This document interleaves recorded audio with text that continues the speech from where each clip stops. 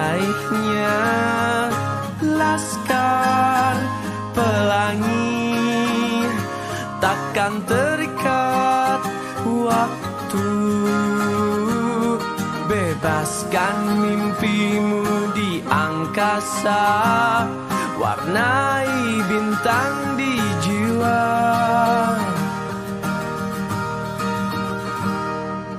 Menarilah dan terus tertawa, walau dunia tak seindah surga.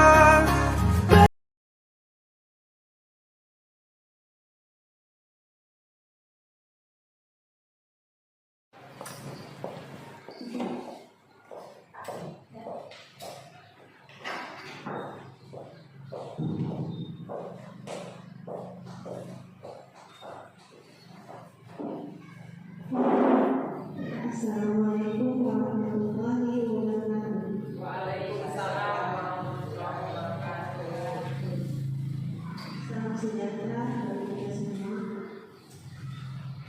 Puji syukur kita ucapkan kepada Tuhan Yang Maha Esa karena sampai saat ini kita masih diberi kesempatan sehingga kita masih bisa menikmati berkumpul di sini dalam sosialisasi calon guru penggerak angkatan 10. Untuk mempersingkat waktu, baiklah kita mulai tata tertib acara kita pada siang hari ini. Yang pertama, kata sambutan dari kepala sekolah SD Negeri 091658 Habadu, dan yang kedua penyampaian materi dari calon guru penggerak oleh Ibu Dwi Supriyanti. Baiklah, kita masuk pada yang pertama, yaitu kata sambutan dari kepala sekolah. Kepada Bapak kami persilakan.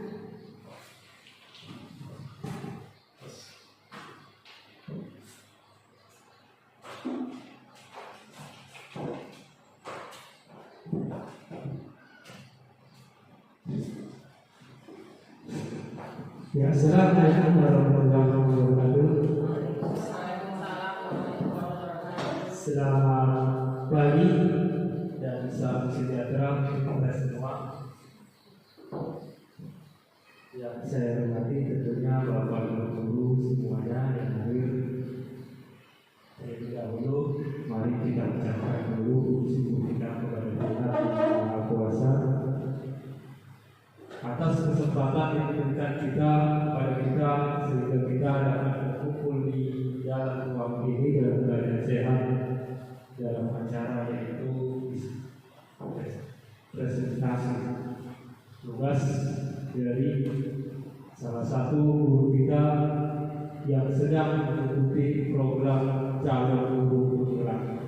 Jadi kegiatan ini adalah salah satu program dari calon guru penggerak. Maka untuk itu apapun nanti isinya, mari sama-sama kita dengarkan, kita simak, kita apabila hal yang baik yang kita laksanakan di tempat untuk diri kita masing-masing yang terkhusus untuk sekolah kita ini. Jadi untuk tidak memperpanjang lebar untuk apa kata-kata dari saya, sebaiknya kita langsung saja serahkan ini kepada guru kita sebagai pematerinya. Apapun nanti materi yang disampaikan kita bisa bersama belum paham, belum tahu, dan marilah kita ikuti kegiatan ini sampai tuntas. Itu saja yang saya sampaikan. Sekian dan terima kasih.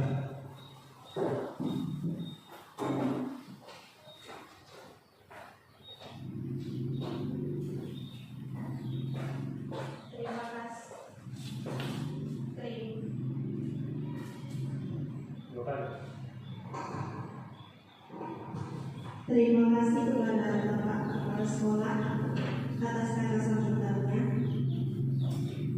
Masuklah kita acara yang kedua dan acara ini, penyampaian materi dari calon guru penggerak oleh Ibu Dwi Supriyanti.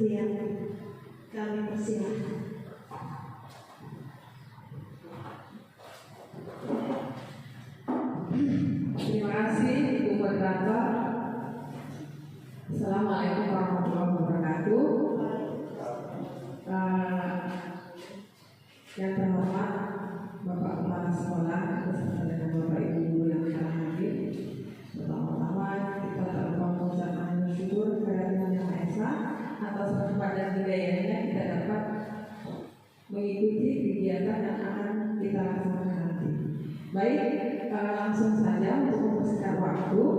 Di sini sebelum ke acara inti, saya mau buat kita ice breaking kecil-kecilan. Saya akan bagikan kertas ke Bapak Ibu. Nanti gambarkan sebuah gambar yang memiliki makna penting. Di dalam pikiran kita pasti ada, oh aku punya pemikiran gambar ini. Jadi tuangkan nanti di kertas ini ya.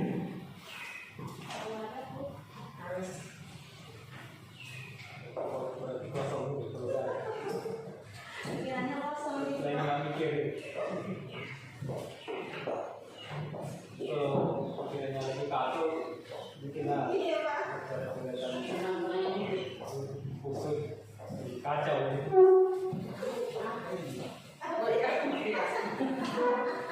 Buat gambar Bu. Bebas gambar apa aja tapi ada maknanya. Dia pasti pikiran. Iya. Biar agak ini dia. Gambar apa gambar? Oh iya, akhirnya. Mereng. Ini warna dulu.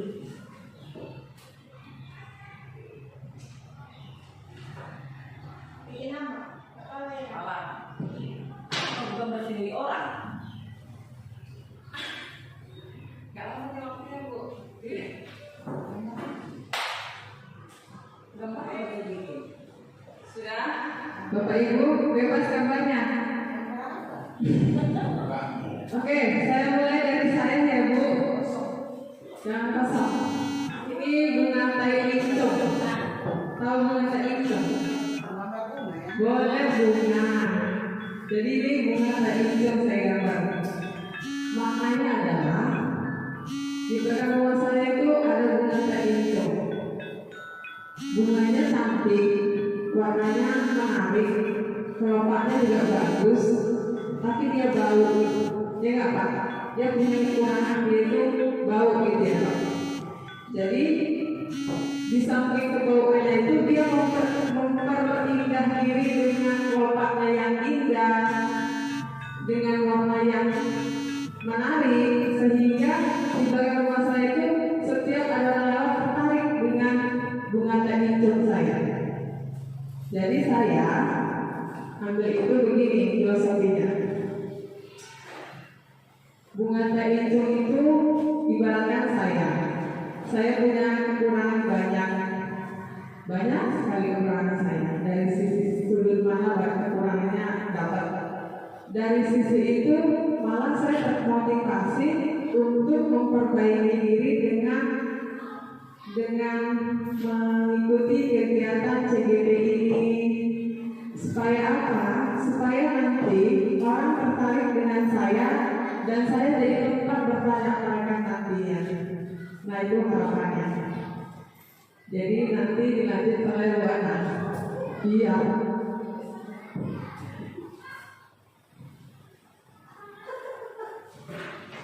Ini saya gambar pegunungan Bapak Ibu. Nggak tahu muncul sendiri di dalam benak saya, dan saya pun tidak tahu artinya apa ya. Hanya muncul sendiri dalam pikiran saya. Tapi tadi malam di gunung. Atau di gunung. Jadi artinya apa? Gambar bunga. Gambar apa gambar bunga? Karena aku jadi kepala bunga, saya tidak lihat. Oke, nah. Gambar apel. Kenapa itu gambar? Setiap anak-anak suka makan apel itu bermanfaat untuk kesehatan. Gimana nih? Kalau sawit, saya kenapa? Karena kalau dia pakai sama apa? Maksudnya. Alasan dari gambar. Itu banyak manfaatnya. Iya, batang bermanfaat, buah bermanfaat, daun pun bermanfaat, bijinya pun bermanfaat. Ilmu bermanfaat. Jadi semua bermanfaat.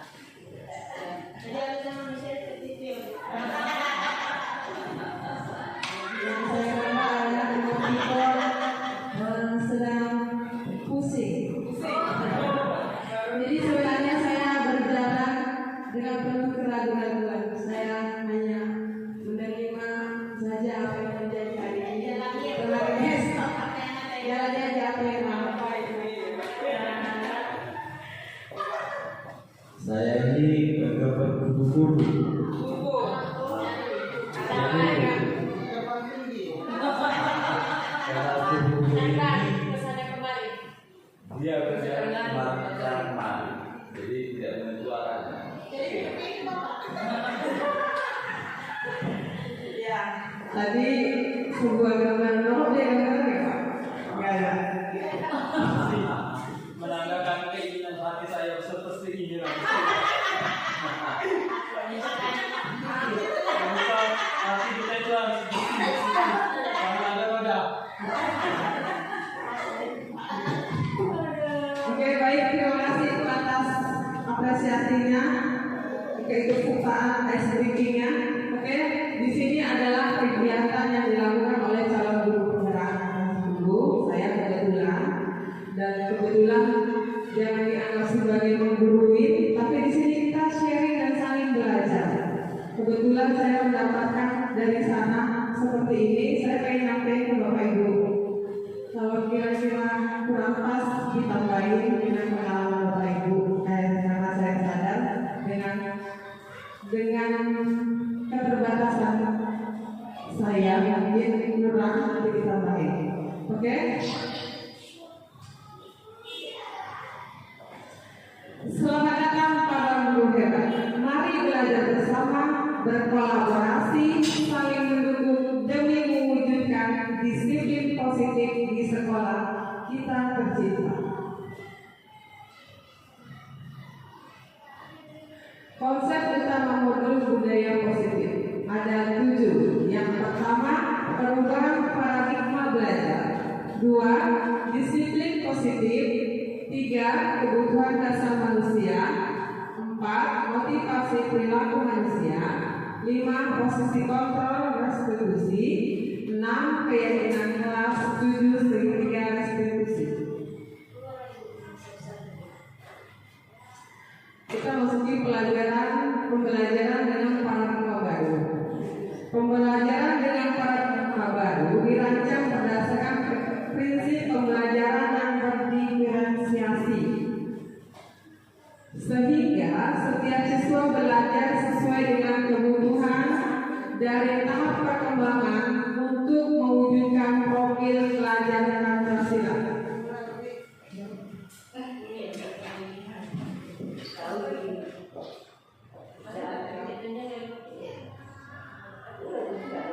Oke, selanjutnya disiplin positif.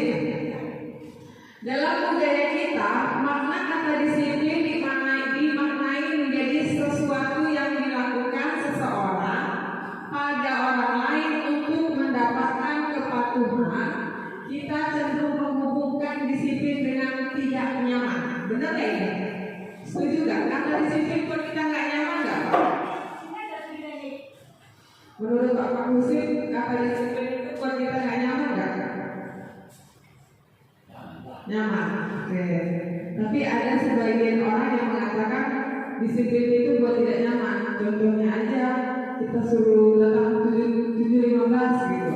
Karena dengan kesibukan di rumah, jadi kita merasa nggak bisa leluasa menguasai waktu itu. Jadi mungkin sebagian orang mengatakan itu tidak nyaman. Tapi kata Pak Musim, nyaman. Bagus ya Pak. Selanjutnya, sebagai pendidik, tujuan kita adalah menciptakan anak-anak yang memiliki disiplin diri, sehingga mereka bisa berperilaku dengan mengacu pada nilai-nilai kebajikan universal dan memiliki motivasi intrinsik, bukan ekstrinsik. Jadi tujuan kita itu menciptakan anak-anak disiplin dengan apa? Dengan nilai kebajikan bersama. Yang termotivasi bukan dari luar, tapi dari dalam. Dari dalam memang dia mau disiplin, ya. Selanjutnya, disiplin positif merupakan salah satu cara penerapan disiplin yang bertujuan untuk menumbuhkan kesadaran serta memberdayakan anak untuk melakukan sesuatu tanpa sogokan, ancaman maupun hukuman. Jadi kita menerapkan disiplin di sini, anak-anak tanpa harus sogokan harus melakukan, tanpa ancaman harus bisa, tanpa hukuman. Nah, bagaimana cara nanti kita kuliti? Selanjutnya, sebelum ke sana kita harus tahu dulu kebutuhan dasar manusia itu ada 5. Yang pertama bertahan hidup. Di mana bertahan hidup manusia butuh makan, minum, tempat tinggal. Ya, apa lagi Kak? Apa yang membuat kita bertahan hidup? Makan, minum, sarana pangan itu ya. Iya. Selanjutnya, sebelum ke sini, kalau siswa ada yang kelihatan lemas, bisa jadi dari kebutuhan dasarnya itu belum terpenuhi. Makanya tidak salah kita sebagai guru menanyakan kabar, apa kabar? Dasar tadi sarapan pakai apa? Gak apa-apa ditanya kayak gitu. Karena memang kalau anak yang belum sarapan itu kelihatan dari raut wajahnya yang belum mandi, kelihatan ya Bapak Ibu. Kebutuhan dasar makan, minum itu adalah sebuah kebutuhan yang wajib. Jika anak sampai sekolah belum makan, wajib makan dulu sarapan. Jangan paksa untuk belajar. Karena kita harus butuhin dulu kebutuhan dasarnya ini. Selanjutnya, kasih sayang dan rasa diterima. Anak-anak di sekolah sampai ke sekolah itu harus dikasih kasih sayang yang utuh. Kita ingat nih, si Noah itu tingkahnya sangat luar biasa. Tidak dipungkiri kadang-kadang kita sebagai guru nengok-nengok baru datang, nengok muka malah lalu berubah. Nah itu rasanya kita sudah menunjukkan kita nggak memberikan kasih sayang pada siswa kita. Kita fokusnya jangan kesalahan siswa, jangan kekurangan siswa. Fokusnya adalah ke kelebihan siswa. Kalau nggak ada hal nggak rame, gitu aja. Jadi kalau dia datang, ibu gurunya datang berjumpa papasan yang terutama kasih senyuman maupun juga melihat senyum dulu sama mereka. Senyum dulu sama mereka, Pak. Ya Bu Ana, senyum dulu sama kasih. Siapa yang salah satu yang luar biasa? Jose. Kasih senyum dulu. Jose, dan salaman dong. Berarti dia merasa terima. Oh iya, Bu Ana iya dia sama saya ya. Berarti Bu Ana sayang. Anak-anak yang kayak gitu butuh perhatian loh, Ibu. Gitu ya. Selanjutnya penguasaan.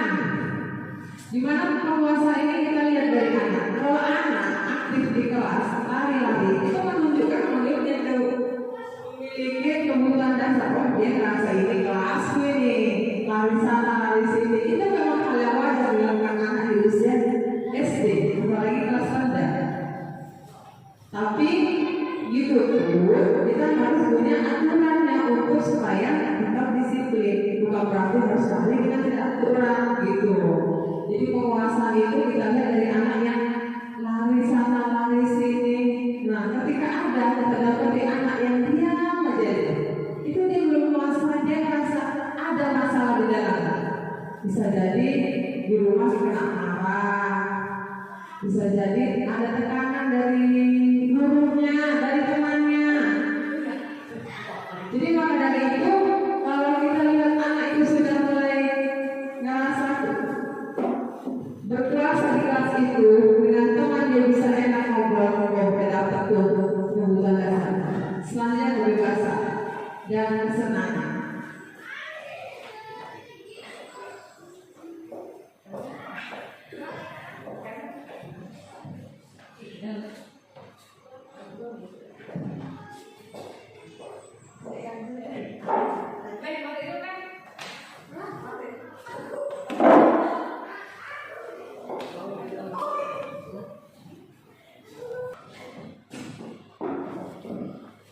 Motivasi perilaku manusia.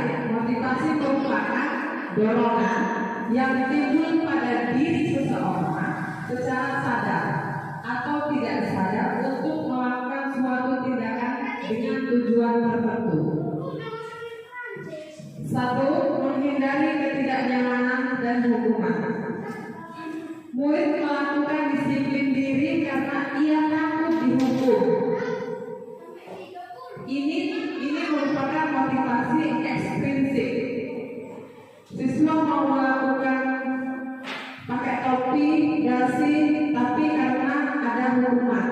itu termasuk dari ekstrinsik, dari luar. Itu. Selanjutnya, mendapat imbalan atau penghargaan dari orang lain. Murid melakukan disiplin diri karena ia ingin mendapat imbalan. Ia merupakan motivasi ekstrinsik. Siswa biasanya kalau kita suruh, nah nanti ini ya, berangkat kantor, nanti ibu kasih 2.000. Nah, sebenarnya itu hal yang kurang baik, kurang relevan, karena dalam jangka pendek dia saat itu mau melaksanakan dengan guru tersebut, tetapi ketika guru tersebut nggak menyuruh yang menyuruh guru B, belum tentu anak itu mau. Karena apa? Karena tidak ada imbalan. Saya pernah seperti itu. Nah, bantu ibu ini nggak ada yang mau noleh, tapi ketika guru B mau noleh, karena guru B sering kasih imbalan. Nah, seperti itu kurang efektif Bapak Ibu. Dia mau melakukan sesuatu hanya karena sesuatu. Jadi jangka panjangnya kurang baik dalam diri. Efeknya nggak baik. Selanjutnya, menghargai nilai-nilai kebajikan diri sendiri. Murid melakukan disiplin diri karena sadar akan nilai kebajikan dirinya. Ini merupakan motivasi intrinsik. Ketika ada siswa yang mau disiplin, mengikuti peraturan, datang tepat waktu, bukan karena hukuman, bukan karena imbalan, tapi dia sadar bahwa dengan aku datang tepat waktu, dia menghargai dirinya sendiri dan orang lain. Nah, itu kesadaran itu muncul dari dirinya, bukan dari orang lain. Itu termasuk bentuk dari motivasi intrinsik. Nah, dari 3 poin ini, menurut Bapak Ibu, mana yang lebih baik? Yang ketiga ya Bapak Ibu, karena memang dia lebih dari dalamnya. Secara jangka panjang, yang ketiga itu menanamkan dia itu lebih baik sampai dia nanti sudah dewasa dan dia sadar nilai-nilai ini penting yang harus aku terapkan. Aku sadar bahwa peraturan itu bukan untuk ditakuti, malah dia harus menghargai dirinya sendiri-sendiri, gitu. Bukan karena hukuman, bukan karena motivasi, gitu ya. Selanjutnya Bu.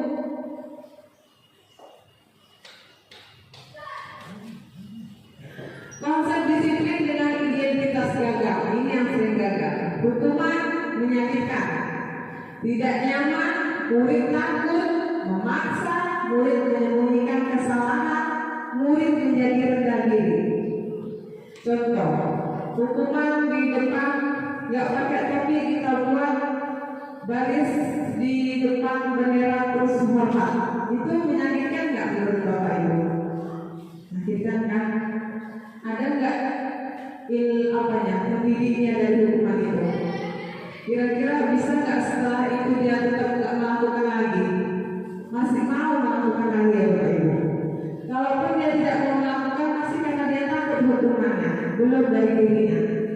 Jadi hukuman itu menyakitkan, tidak nyaman, murid menjadi takut, memaksa murid, sehingga murid itu menyembunyikan kesalahan, jadi bohong. Karena dia mau jujur takut salah, tak mau dihukum karena hukumannya membuat tidak nyaman. Selanjutnya penghargaan. Penghargaan ini termasuk tidak efektif. Seperti yang tadi dibilang, dia kalau nggak dikasih penghargaan dia nggak mau kerja, nggak dikasih apresiasi, nggak dikasih reward, dia nggak mau bantuin. Ya udah dulu. Untuk manajer,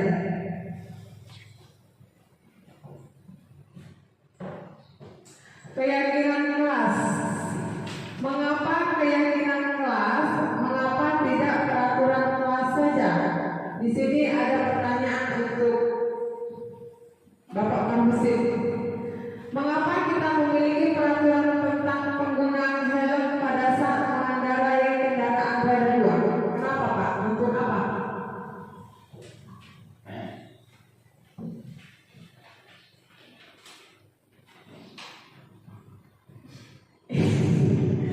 Ya, untuk keselamatan ya Bapak Ibu. Kita pakai helm itu tujuannya untuk keselamatan. Jadi manfaat dari kita pakai helm adalah untuk keselamatan. Jadi keyakinan apa yang kita pakai yaitu untuk keselamatan. Mengapa kita memakai peraturan tentang penggunaan masker dan mencuci tangan setiap saat? Supaya sehat. Nah, itu keyakinan kita supaya kita sehat. Nah, peraturannya apa? Pakai masker. Jadi kita lebih tepatnya menggunakan kata keyakinan kelas. Maka dari itu, Bapak Ibu, nanti di ajaran baru buat keyakinan kelas di kelas masing-masing, dibuat oleh siswa dan difasilitasi oleh Bapak Ibu guru. Jadi kalau itu nanti dilanggar, nanti kita tanya balik sama anaknya. Nah, apa keyakinan kelas yang sudah kita buat? Udah disepakati kan? Gitu.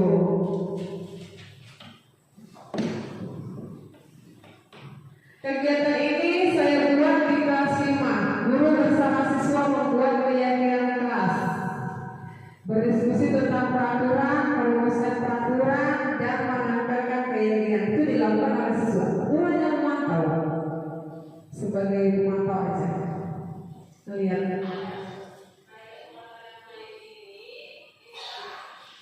Dari video ini saya mengajak siswa untuk membuat keyakinan kelas yang ada di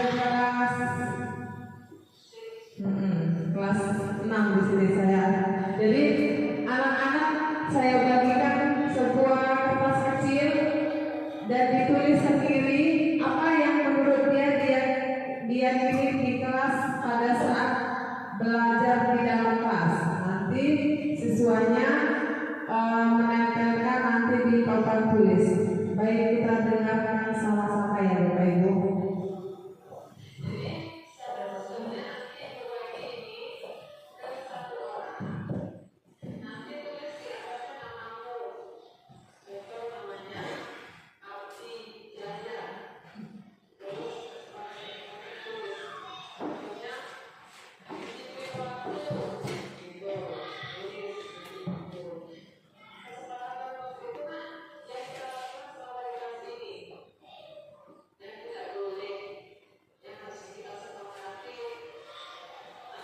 Bu Ana lanjut. Oke, untuk mempersingkat waktu, bagaimana pembentukan keyakinan kelas itu lebih abstrak dan dari peraturan, berupa pernyataan universal, dibuat dalam bentuk positif, sedikit saja agar mudah diingat, sesuai dengan kondisi kelas sekolah agar mudah diterapkan. Semua warga kelas sekolah dilibatkan saat membuat. Di sini kita menggunakan segitiga restitusi. Selanjutnya ya, dalam penyelesaian masalah, ketika ada orang yang melanggar peraturan, kita menggunakan cara segitiga restitusi. Yang pertama ini menstabilkan identitas kita semua akan melakukan hal yang terbaik yang bisa kita lakukan. Yang kedua, validasi tindakan yang salah. Kalau anak itu salah melakukan sesuatu melanggar, kita bilang itu salah kita tegas. Jadi kalau ada yang salah langsung dikoreksi. Jangan ada pembiaran, menggendang-gendang kita biarin, cara kita biarin. Nah, kita langsung tegur, panggil anaknya, ajak ngobrol, kenapa, langsung divalidasi kesalahannya itu salah dan memiliki alasan. Selanjutnya menanyakan keyakinan kita semua, memiliki motivasi intrinsik. Nah, intrinsik ini harus dimulai dari dirinya, dari gurunya menanamkan dari pertama penguatan jangka pendek.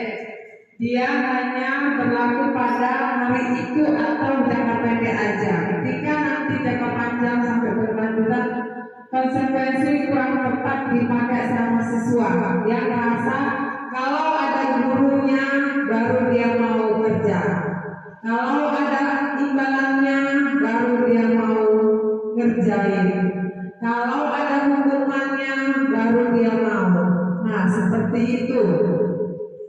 Stimulus respon, murid menghormati peraturan, kehilangan waktu merenungi kesalahan. Selanjutnya restitusi, murid bertanggung jawab untuk kesalahannya.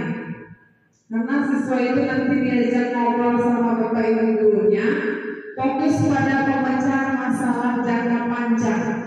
Murid menghormati dirinya dan orang lain. Teori kontrol atau dirinya yang memegang kontrol. Selanjutnya murid bersemangat memperbaiki kesalahan. Nah, pada restitusi ini sudah ada contoh yang sudah dibuat. Selanjutnya konsep disiplin, pendekatan restitusi secara sebuah cara menanamkan disiplin positif pada murid. Itu rasanya. Restitusi itu apa sih?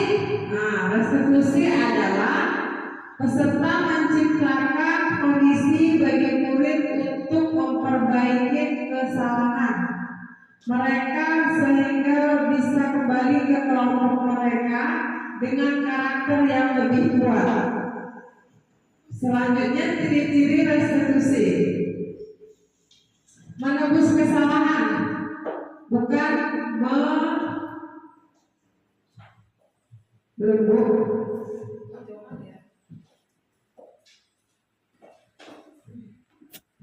Kesalahan, namun belajar dari kesalahan. Jadi anak itu diajak untuk belajar dari kesalahan, bukan dari menebus kesalahan. Udah salah, ayo tebus dengan hormat, gitu. Bukan seperti itu. Lanjut memperbaiki hubungan, tawaran bukan paksaan. Menuntut untuk melihat ke dalam diri, mencari kebutuhan dasar yang mendasari tindakan, fokus pada karakter bukan tindakan, penguatan dan fokus pada solusi.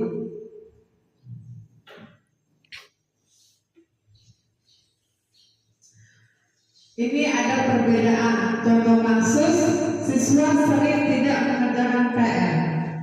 Ketika kita menggunakan hukuman, guru menghukum siswa tersebut hormat bendera selama 10 menit. Itu termasuk hukuman. Nah, sudah pasti guru marah dan murid menjadi ketakutan.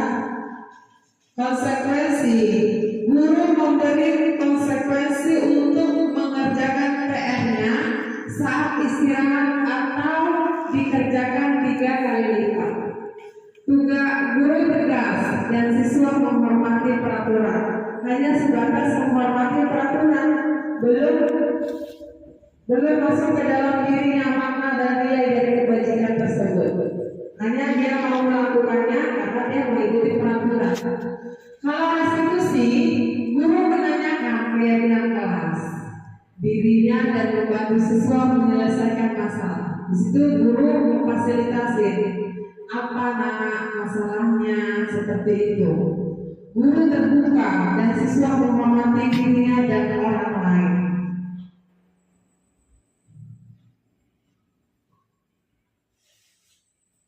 Di sini ada 5 posisi kontrol restitusi. Sangat terlibat. Jadi yang pertama ada menghukum, membuat rasa bersalah. Terus kelima, pemantau manajer. Contoh penerapan 5 posisi kontrol. Contoh kasus, siswa tidak memakai atribut lengkap saat upacara bendera. Kalau penghukum itu ngomongin ini, patuhi peraturan sekolah, lalu berdiri di depan barisan, seperti itu. Itu bentuk hukuman. Membuat rasa bersalah, kata-katanya seperti ini. Berapa kali Bu Guru harus memberitahu kamu, Bu Guru kecewa sama kamu. Itu membuat rasa bersalah kepada siswa. Nah, contoh teman seperti ini. Ayolah, yang tertib buat Bu Guru bangga. kali ini kamu tidak apa-apa, tidak apa-apa kamu salah. Jadi dia lebih kayak seperti dianggap teman gitu. Terus memantau. Kamu sudah melanggar apa peraturan dan kesepakatannya. Nah, cuma sampai sebatas itu pemantau. Tapi kalau manajer, apakah kamu tahu kesalahanmu? Kira-kira bagaimana kamu akan memperbaiki kesalahanmu? Gitu ya. Jadi ada solusinya di situ untuk manajer.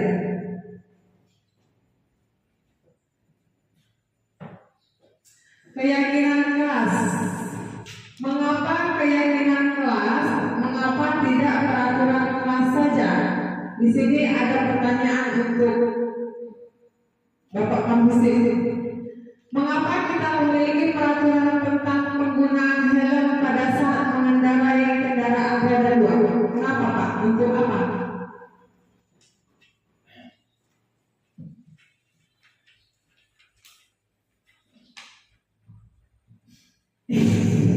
Iya, untuk keselamatan ya Bapak Ibu. Kita pakai helm itu tujuannya untuk keselamatan. Jadi manfaat dari kita pakai helm adalah untuk keselamatan. Jadi keyakinan apa yang kita pakai yaitu untuk keselamatan. Mengapa kita memakai peraturan tentang penggunaan masker dan mencuci tangan setiap saat? Supaya sehat. Nah, itu keyakinan kita supaya kita sehat. Nah, peraturannya apa? Pakai masker. Jadi kita lebih tepatnya menggunakan kata keyakinan kelas. Maka dari itu, Bapak Ibu, nanti di ajaran baru buat keyakinan kelas di kelas masing-masing, dibuat oleh siswa dan difasilitasi oleh Bapak Ibu guru. Jadi kalau itu nanti dilanggar, nanti kita tanya balik sama anaknya. Nah, apa keyakinan kelas yang sudah kita buat? Udah disepakati kan? Gitu.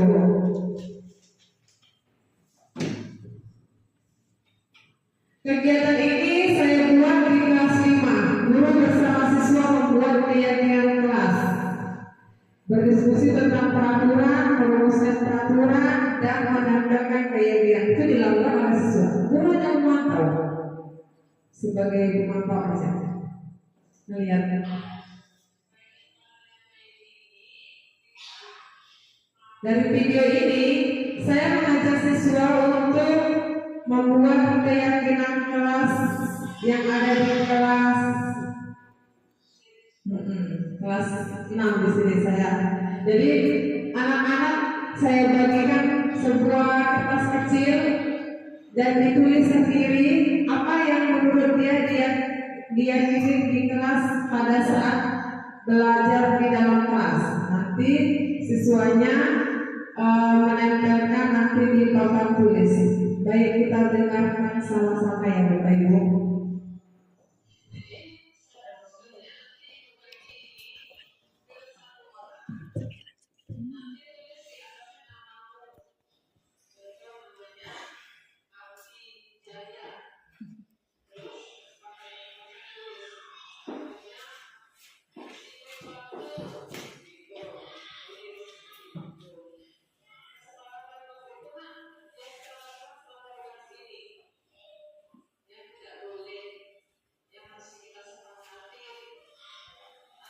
Bu Ana dilanjut. Oke, untuk mempersingkat waktu, bagaimana pembentukan keyakinan kelas itu lebih abstrak dan dari peraturan, berupa pernyataan universal dibuat dalam bentuk positif sedikit saja agar mudah diingat, sesuai dengan kondisi kelas sekolah agar mudah diterapkan. Semua organisasi sekolah dilibatkan saat membuat. Di sini kita menggunakan segitiga restitusi. Selanjutnya ya, dalam penyelesaian masalah, ketika ada anak yang melanggar peraturan, kita menggunakan cara segitiga restitusi. Yang pertama ini menstabilkan identitas kita semua akan melakukan hal yang terbaik yang bisa kita lakukan. Yang kedua, validasi tindakan yang salah. Kalau anak itu salah melakukan sesuatu melanggar, kita bilang itu salah kita tegas. Jadi kalau ada yang salah langsung dikoreksi, jangan ada pembiaran, ketika kita biarin, gak cara kita biarin.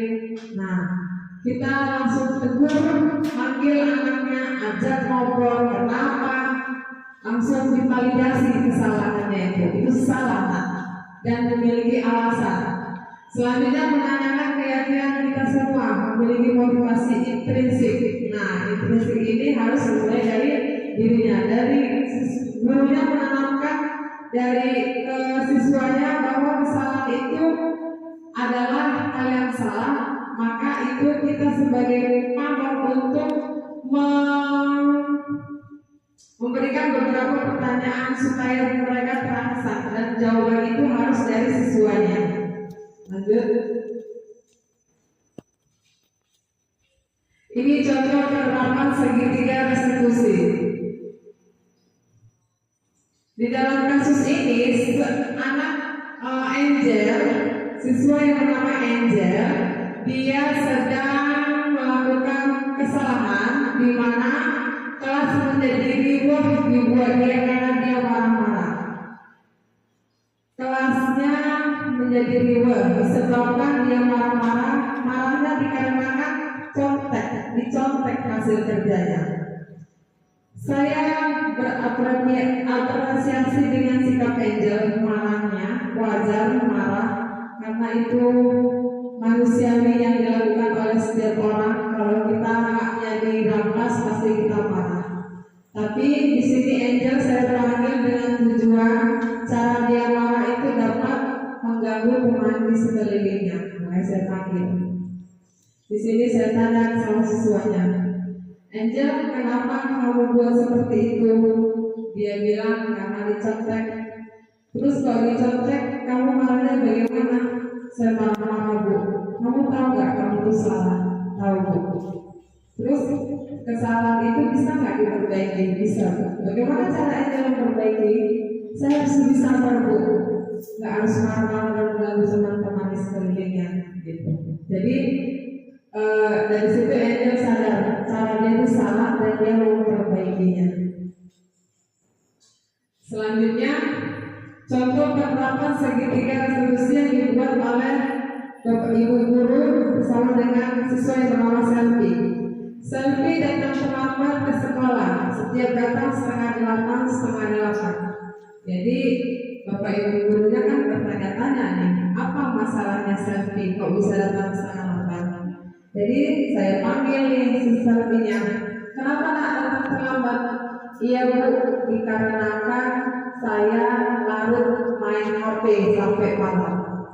Nah, marah dong. Nah, gitu nak, kalau tidak dikontrol memang seperti itu.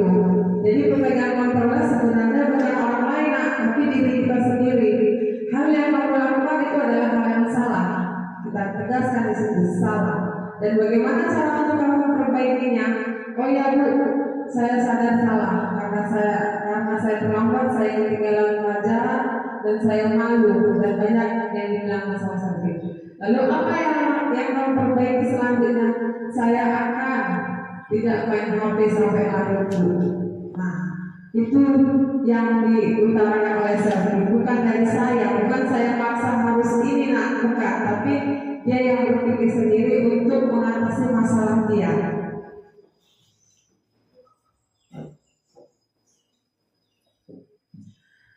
Dalam penerapan program disiplin, hendaknya guru meminta standar kepribadian. Hendaknya guru memiliki standar kepribadian profesional dan sosial yang baik, di mana guru mampu berefleksi pada posisi kontrolnya.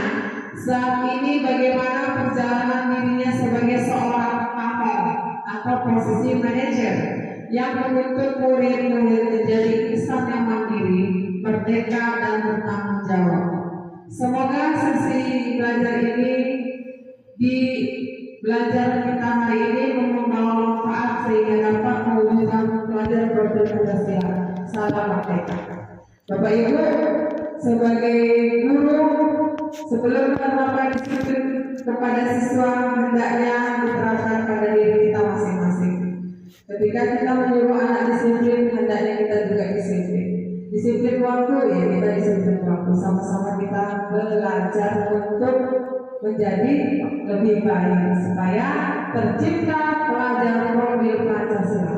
Salam merdeka. Horas. Demikianlah penyampaian materi saya. Maka saya buka sesi tanya jawab kepada Bapak Ibu yang ingin bertanya.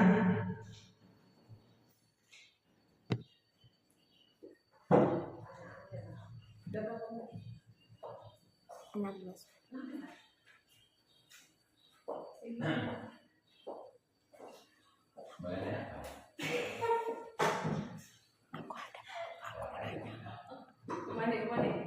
Aku mau nanya. Oke, silakan Bu Nek. Itu mati lagi. Terima kasih Bu atas kesempatan bertanyanya. Yang mau saya tanyakan adalah, tadi kan dikatakan bahwa kita membuat kesepakatan di kelas. Iya. Tapi di dalam kesepakatan pasti ada namanya pelanggaran. Jadi kalau terjadi pelanggaran, apakah tadi kan kita harus menanyakan dulu, terus meyakinkan kembali bahwa itu sudah disepakati. Bagaimana kalau terjadi terus pelanggaran? Apakah kita terus melakukan hal yang sama? Apakah kita tidak boleh membuat sanksi atau apa, Bu? Iya. Ada lagi? Itu saja, Bu. Ya, di sini kita sifatnya diskusi ya Bapak Ibu. Jadi kata Bu Nenggolan tadi, bagaimana ketika kita sudah buat kesepakatan kelas, terus ada yang melanggar, bagaimana cara kita buat gitu ya Bu? Kita sudah membuat tahap restitusi gitu kan, kita tanyakan, kita yakinkan kembali bahwa itu sudah ada kesepakatannya. Bagaimana jika terjadi berulang-ulang? Apakah kita tetap pada kayak gitu, tetap kita buat penyelesaiannya, atau ada cara yang lain gitu? Oke. Menurut saya ya, saya jawab menurut saya. Nanti saya kasih kesempatan buat guru senior untuk memberikan pendapat. Jadi kalau menurut saya akan tetap menggunakan cara segitiga restitusi dengan tahapan yang sesuai. Contoh, ketika anak melanggar disiplin, saya panggil anak, apa masalahnya? Terus maksudnya mereka tetap diulang lagi. Berarti di situ itu belum berhasilnya kita sebagai guru untuk menerapkan segitiga restitusi. Bisa jadi ada karena kita di situ disuruhnya guru untuk berpikir, untuk hanya memfasilitasi anak yang berpikir di situ untuk menemukan solusinya. Bukan kita disuruh untuk harus gini enggak, tapi dia yang berpikir. Jadi kalau dia melanggar lagi, panggil lagi. Kemarin bilang apa? Kemarin bilangnya si Angel mau datang tepat waktu dengan tidak main HP, contoh ini ya. Terus kenapa masih dilanggar? Kita harus tahu dulu apa lagi masalahnya dia. Barangkali ada masalahnya lagi selain daripada yang sebelumnya, gitu. Jadi menurut saya akan menerapkan tetap segitiga restitusi. Ketika itu masih gagal, nggak ada salahnya saya komunikasikan kepada orang tuanya. Apakah benar omongan si Selvi ini, omongan Angel ini, atau hanya sepihak saja? Makanya saya harus dengarkan dua belah pihak. Karena yang di rumah itu yang memantau orang tua. Batasnya kita hanya di sekolah, kita hanya dapat pengakuan dari si anak, belum dapat dari si orang tua. Jadi ketika itu masih dilanggar juga, saya butuh panggil orang tua untuk, tapi tetap dengan cara segitiga restitusi, menanyakan, menggunakan kesepakatan kelas sebagai acuan, dan memperbaiki masalah dengan cara mereka sendiri. Nah, di situ lebih ke diskusi, Bu. Diskusi. Karena menurut saya seperti itu. Kalau ada yang lain boleh dikasih masukan Bapak Ibu. Bu Mani. Sesi aja ya. Bu Ana. Ada lagi.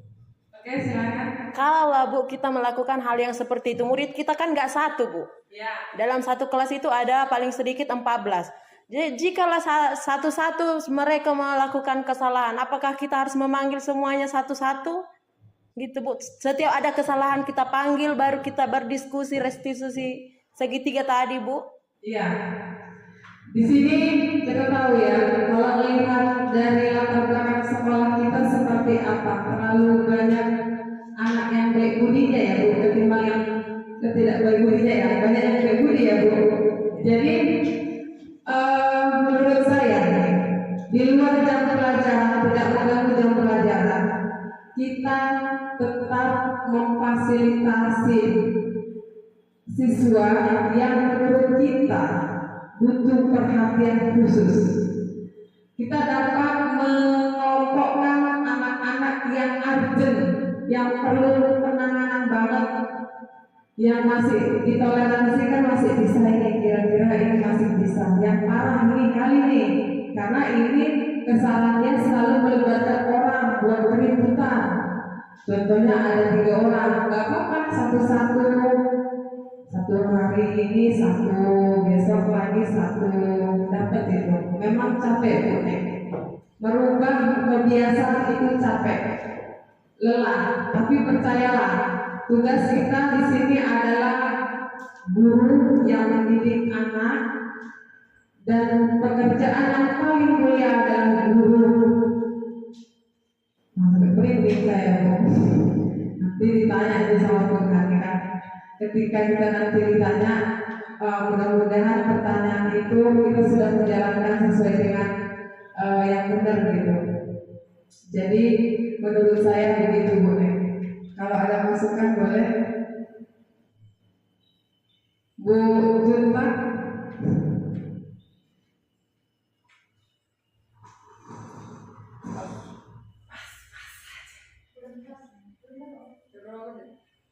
Berapa? 8 menit lagi, 22. Di guru senior ini seru ini, banyak pengalamannya tapi belum berbagi. Jadi gitu Bapak Ibu ya, kita harus menggunakan cara segitiga resolusi. Karena cara pembuku, cara reward, cara penghargaan itu bagus, bukan nggak bagus. Hanya jangka pendek, namun jangka panjangnya kurang efektif. Saat itu masih mau dia memperbaiki, saat itu dia mau berubah, tapi untuk jangka panjangnya dia mau tetap balik lagi karena belum dari hatinya. Tapi kita kalau cerita pengalaman, kita juga dulu di segitiga resolusi sepertinya belum ada. Kayaknya kita didisiplinkan oleh hukuman dulu ya. Mungkin di rumah takut untuk tidak jadi tugas di rumah karena takut dimarahi mama. Karena ketakutan itu yang membuat kita ngerjakan sesuatu. Nah, kembali lagi ke anaknya. Ada anak dari ketakutannya itu dilakukannya sehingga menjadi kebiasaan yang tanpa disadari sudah melakukan dirinya tanpa harus menggunakan segitiga resolusi. Bisa juga, ada juga yang begitu, tidak bisa disalahkan. Tapi cara yang efektif itu yang diterapkan oleh Psikoset 2004 itu adalah cara segitiga resolusi. Gitu. Selanjutnya nanti masukan dari Bapak Kepala Sekolah untuk penerapan disiplin positif yang masih dilanggar oleh siswa.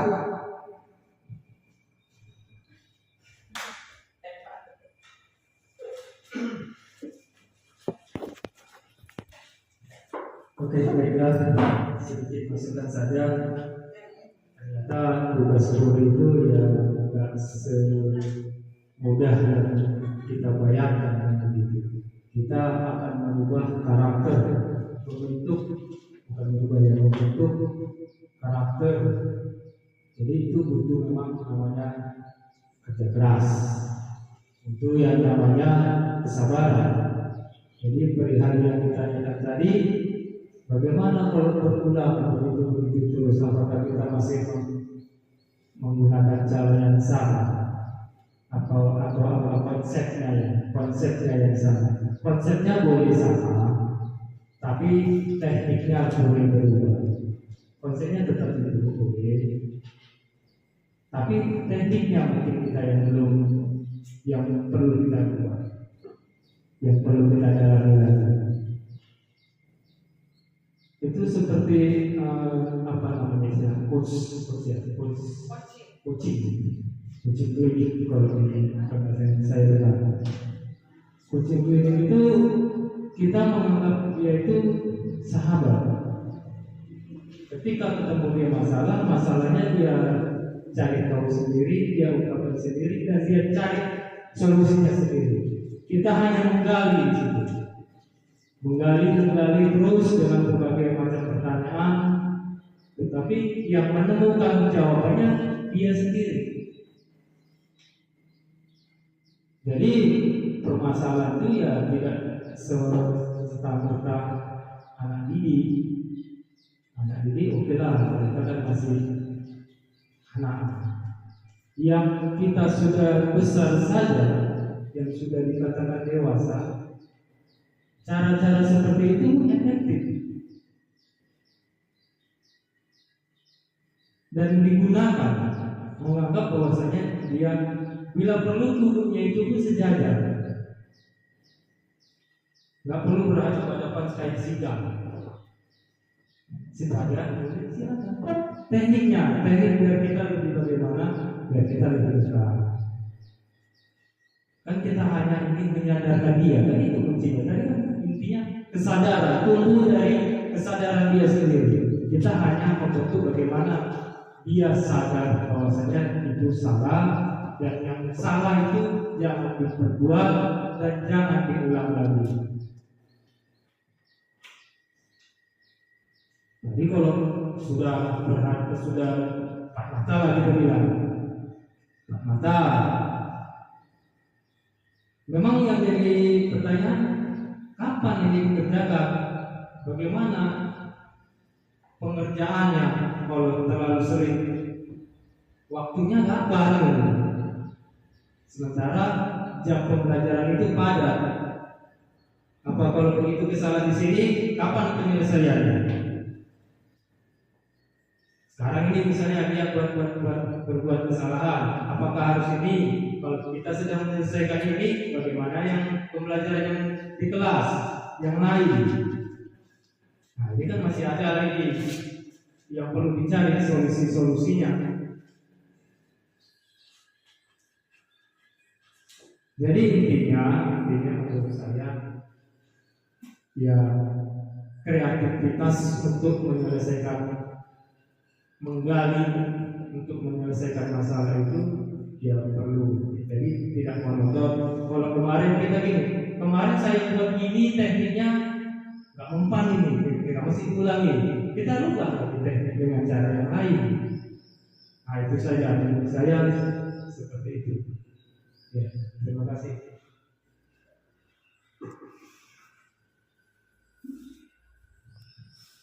Terima kasih Pak. Ada lagi Bapak Ibu yang mau menambah? Ada lagi yang menambah? Jangan, pasti ada masalah di kelas.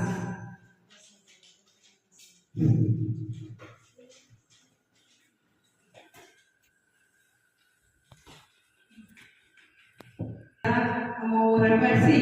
Ya, refleksi dulu. Setelah kegiatan hari ini, menurut Bu Ana, apa yang Bu rasakan? Setelah sudah kita dengarkan bersama, ternyata kalau saya pribadi yang saya lakukan itu Bu, jika tidak mengerjakan PR itu, anak-anak itu biasanya saya suruh bikin sampah di lapangan istirahat, pada saat istirahat, bukan pada saat belajar. Nah, ternyata itu kurang tepat juga ya Bu. Ternyata memang solusi yang terbaik itu menanyakan dia dengan seperti yang dibilang Bapak tadi, jadi coaching begini gitu ya. Ternyata saya kira itu sudah sangat tepat, karena menurut saya itu bukan hukuman, itu lebih kayak apa ya Bu? Untuk biar dia tahu nih kalau dia salah, dia harus dapat ini, harus menebus kesalahan. nah itu tadi. Ternyata Padahal tepat ya Bu. kesalahan itu nggak boleh ditebus, tapi harus diperbaiki dari kesalahan. Itu ya Bu ya. Dan ternyata setelah kita dengarkan bersama, ternyata itu orang tepat ya Bu. Dan saya sudah sadar, sudah menyadarinya dan akan belajar melakukan dengan teknik restitusi. Terima kasih.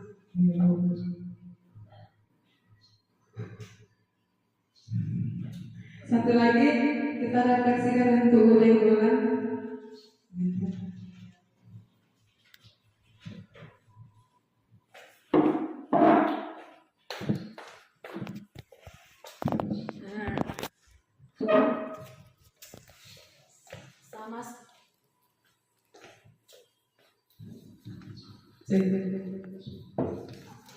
Sama seperti yang dikatakan Ibu Ana tadi, saya juga ternyata salah selama ini, karena ketika saya mendapati pelanggaran, saya cenderung lebih ke marah-marah kepada siswa.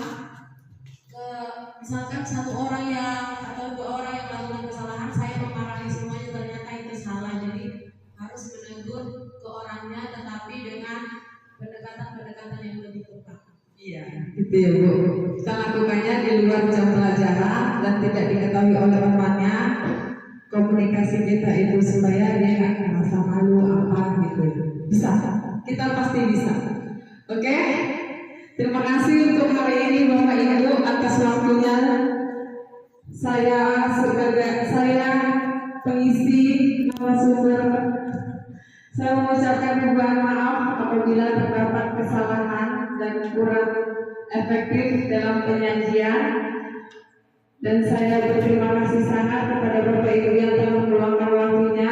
Saya nggak dapat saya balas, hanya doa yang saya berikan, semoga Bapak Ibu dapat diberikan kesehatan oleh Allah Subhanahu Wa Taala, semangat yang luar biasa dalam mendidik anak kita dan menciptakan siswa kita menjadi pelajar prodi Pancasila. Salam merdeka dari saya, Horas.